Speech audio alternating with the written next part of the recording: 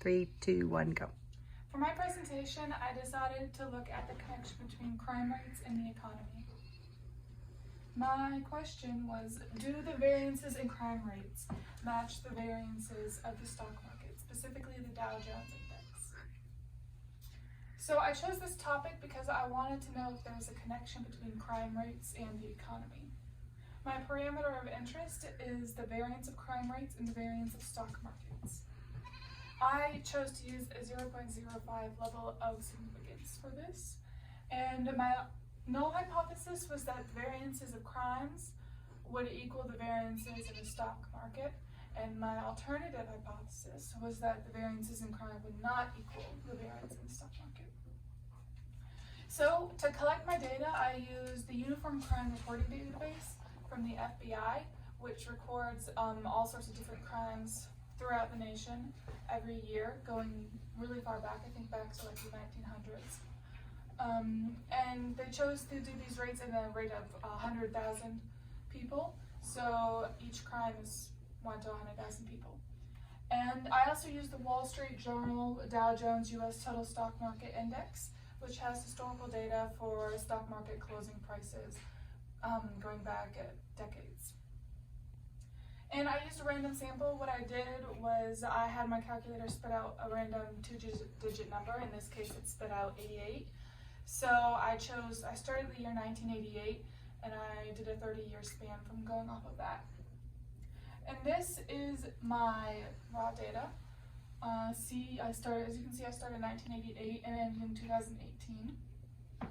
And for this, I decided to use an F-test because I was going to be measuring variances.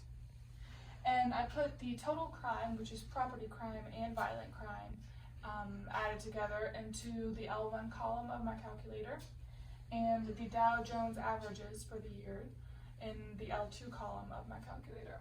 And I ran an F-test, and my test statistic ended up being 0.024 rounded, and my p-value ended up being 0. My critical F value was 1.841. And I chose to do this type of test because I wanted to compare the variances to find if there were differences between them.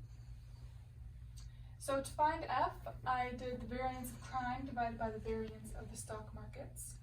And to find the critical F value, I did my level of significance and the 2 degrees of freedom from the N1 group and the N2 group, and FCDF in my calculator. So the p-value is lower than the critical value, and if the p is low, we reject the HO, which means that there is significant evidence at the 0.05 level of significance to conclude that there is not a connection between crime rates and stock market variations with the data I have. So one of the errors I could have committed was a type 1 error, which means that I could have rejected the null hypothesis when it was actually correct, saying that there is not a connection when there is. And I know that this was an accurate test because my F-test conditions were met, meaning that I used a normal population and I used a random sample, and the 2 samples were independent. So looking back, some of the limitations I could have had was that my crime data may not all have been entered correctly. There's always the margin of human error for that. And I only used stock information from the Dow Jones while there's a bunch of different stocks out there like the NASDAQ. So next time I would use different stock information as well as the Dow Jones like the NASDAQ.